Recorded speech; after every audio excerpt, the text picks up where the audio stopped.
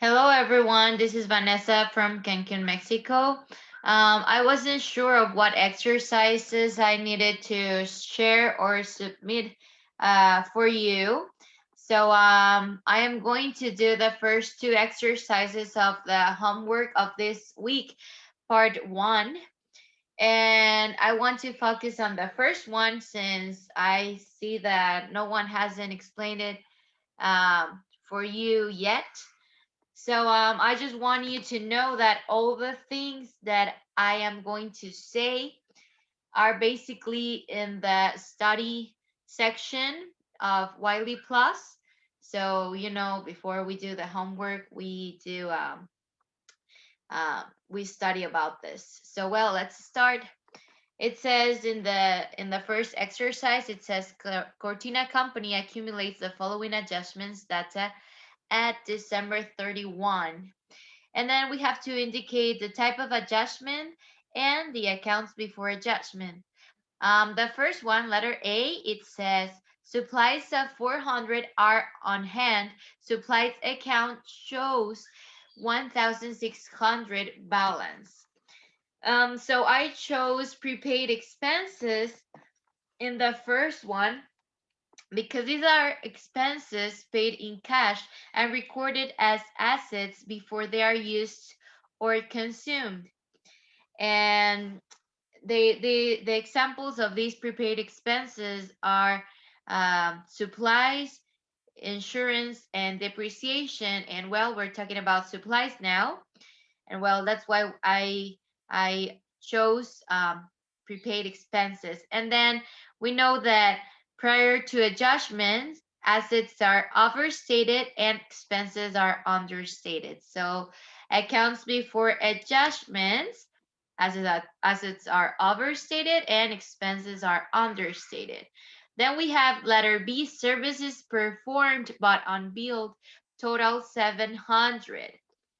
So I chose accurate revenues because these accurate revenues are revenues earned but not yet received in cash or recorded.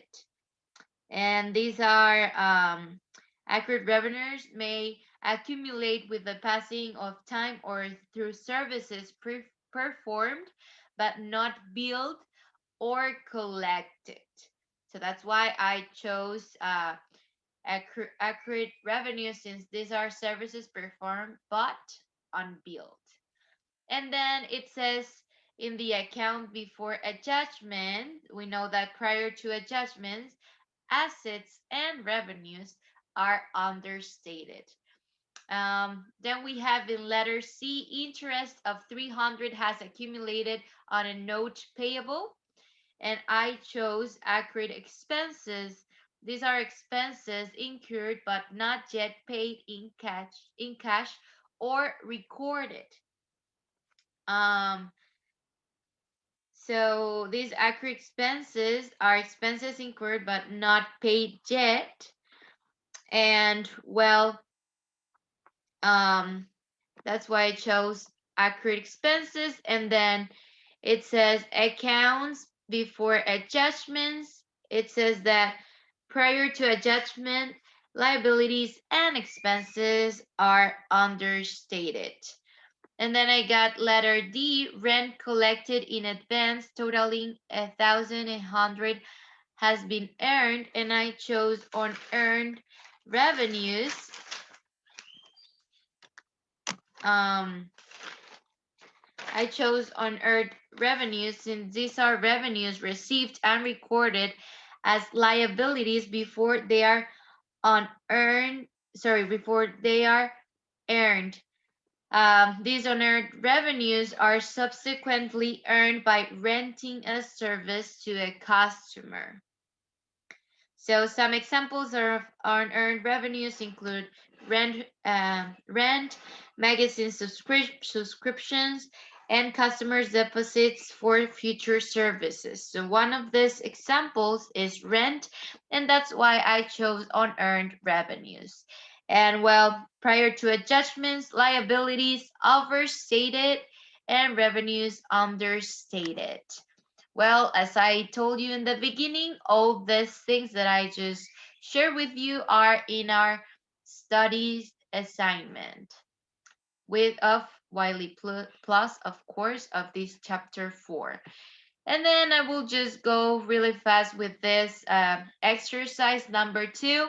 This past weeks or last weeks or previous weeks, we just have done a lot of statements, balance sheet statement, sorry, balance sheets, income statements, retained earnings statements, and well, we already know what are the accounts that go in each of these statements, but I'm just going to read it for you. And so, well, accumulated depreciation goes in balance sheet. Remember, the depreciation it's can be for an equipment, can be for anything but land. Land can be depreciated.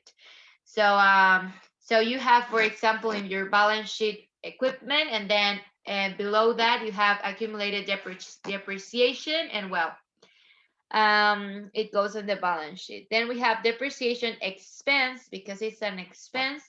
It goes in income statement. Remember, income statement has revenues and expense.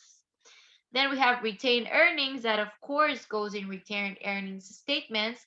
Dividends that goes also in retained earnings statements.